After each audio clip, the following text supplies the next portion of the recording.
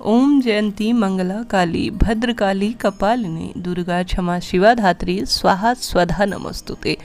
जय माता दी, हर हर महादेव।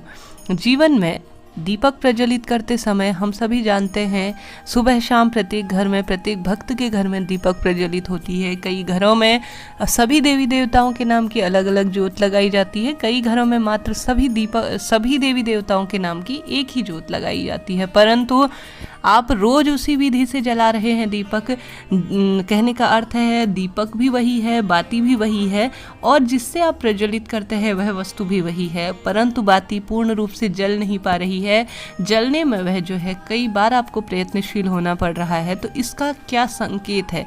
बाती पूर्ण रूप से जल क्यों नहीं पा रही है और बाती जो है भस्म कैसे हो जा रही है? इसका क्या संकेत है? भगवान क्या अपनी सांकेतिक भाषा से आप सभी को संकेत देना चाहते हैं, आज यही वीडियो में जानेंगे।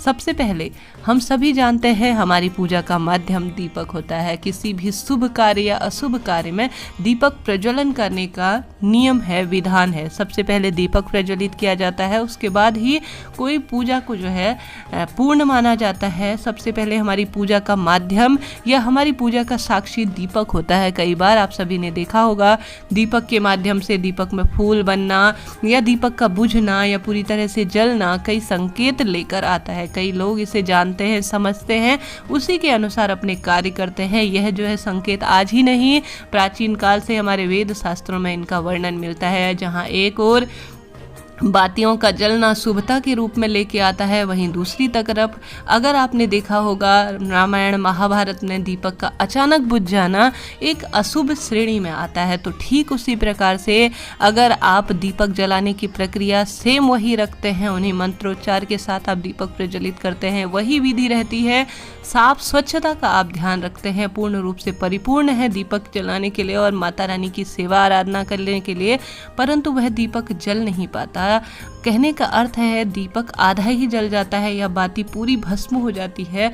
इसका क्या संकेत है? सबसे पहले जब दीपक आप बाती वही प्रयुक्त कर रहे हैं, किसी तरह की मिलावट इत्यादि का नहीं है, परंतु बाती आधी ही जल रही है, कहीं ना कहीं यह जो है अशुभता की श्रेणी में है। कोई ना कोई से आपसे भूलवश कोई ना कोई ऐसी चीज हुई है जो बाती आधी ही जल पा रही है, यह पूर्णता की श्रेणी में नहीं आती। वहीं अगर आपकी बाती पूर्णतया जल जा रही है और आराम से वह भस्म हो जा रही है, तो इसका अर्थ है भगवान ने आपकी पूजा कहीं ना कहीं स्वीकार कर ली है और साथ ही उसे ग्रहण कर लिया है। आपकी पूजा को बाती का पूर्ण रूप से जल जाना शुभता की श्रेणी में आता है। कहने का अर्थ है जब किसी परिपूर्णता की श्रेणी में आपकी पूजा चली जाती है, उसके पश्चात ही बाती पूर्ण रूप से भस्म हो जाती है।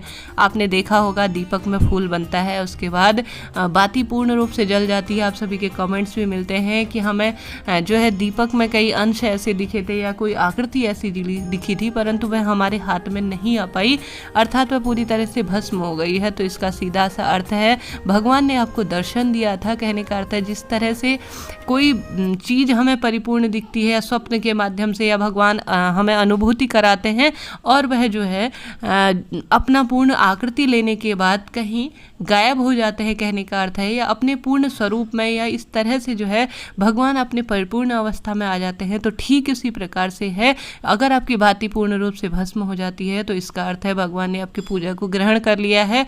और दर्शन देने के बाद अगर बाती में भगवान ने आपको दर्शन दिए हैं और वह गायब हो गए हैं, जिस तरह से मनुष्य का जन्म होता है और वह जो है जन्म होने के बाद वह मृत्यु को प्राप्त करता है या कोई चीज़ आपको दर्शन देती है उसके बाद वह छुप जाती है, अदृश्य हो जाती है, तो ठीक इसका वही अर्थ है। उम्मीद है आज का वीडियो आप सभी के लिए हेल्पफुल रहा होगा। माता रानी आपकी मनोकामना पूर्ण करे। जय माता दी, राधे राधे।